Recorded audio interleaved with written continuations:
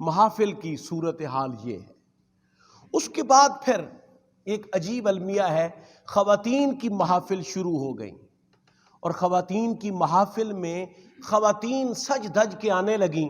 اور باقاعدہ ان کے تو پوسٹر لگنے لگے کہ یہ خواتین بھی اب خطابات فرمائیں گی،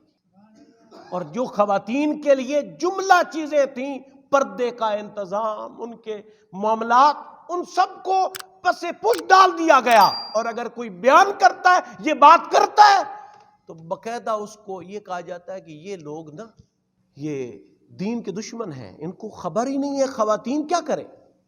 اور پھر عبادت گاہوں کی اگر بات کی جائے، عبادت گاہیں فقط اپنے اپنے سیکٹروں کی عبادت گاہیں بن گئیں، ان میں مسلمانوں کا ٹائٹل ختم ہو گیا کہ یہ مسلمانوں کی عبادت گاہ ہے، یہ مسلمانوں کا مرکز ہے۔ وہاں ایک ہی سیکٹر کے لوگ آ سکتے ہیں، دوسرے سیکٹر کے لوگ اگر نظر آئیں تو لوگ اس کو ایسے دیکھتے ہیں کہ جیسے اللہ معاف فرمائے کو اچھوت آ گیا۔ اس کے بعد تاجروں کی اگر بات کی جائے، ناجائز منافع خوری، سود اور کئی نامناسب امور سے پیسہ کما کر اگر علماء و مشائخ مساجد و مدارس کی خدمت کر دیں، یہ بھی اعلیٰ درجے کی دعائیں دے دیتے ہیں، اور وہ بھی سمجھتے ہیں ہمارا پچھلا تو سب کچھ حلال ہو گیا۔ ایسے چیزیں حلال نہیں ہوتی، اور خالی سارا سال یا سارا ماہ مخلوق خدا کو ظلم، ان کے اوپر زیادتی کر کے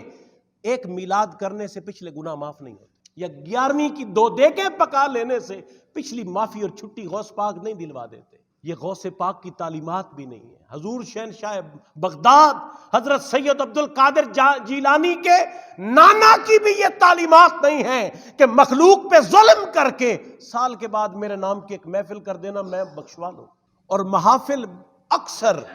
ٹائم پاس کے لیے ہوتی ہیں کہ وقت نہیں گزر رہا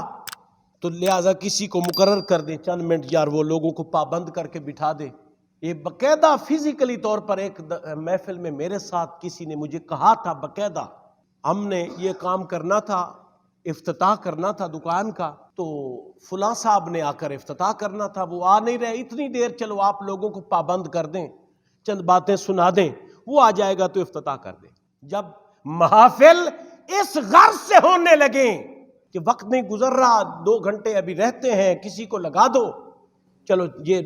گھنٹہ 1.5 گزر جائے گا، تو پھر محافل کے نتائج بھی ایسے ہی ملیں گے۔ پھر علم دنیا ہے یا علم دین ہے، فقط اس کا حصول زر کے علاوہ نہیں ہے کہ پیسے کے حصول کے لیے ہی پڑھا جا رہا ہے۔ حالانکہ اگر احادیث میں جائیں،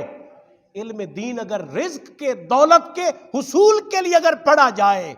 تو اس کو شریعت نے کتنا نامناسب سمجھا ہے، آپ اس چیز کو جان کر حیران ہو جائیں گے کہ شدید ناپسند کیا ہے دین نے کہ اس لیے دین پڑھا جائے، اسی لیے علم سیکھا جائے کہ میں پیسے کماؤں گا۔ لیکن آج دنیا کا علم تو بطور خاص لوگ کہتے ہیں پڑھ لو کو نوکری مل جائے گی، دین کے علم کے لیے بھی بنیادی ایک ہی چیز آ گئی ہے کہ پڑھو گے تو کچھ باتیں بیان کرنا آ جائیں گی، اور پھر کچھ نہ کچھ حصول زر کا یہ چیزیں ذریعہ بن جائیں گی۔ اے میرے پیارے حاضرین، کیا کمال کہا تھا حضرت اقبال رحمت اللہ تعالی علیہ نے، حقیقت خرافات میں کھو گئی اور یہ امت روایات میں کھو گئی۔ وہ صوفی کہ تھا خدمت حق میں مرد،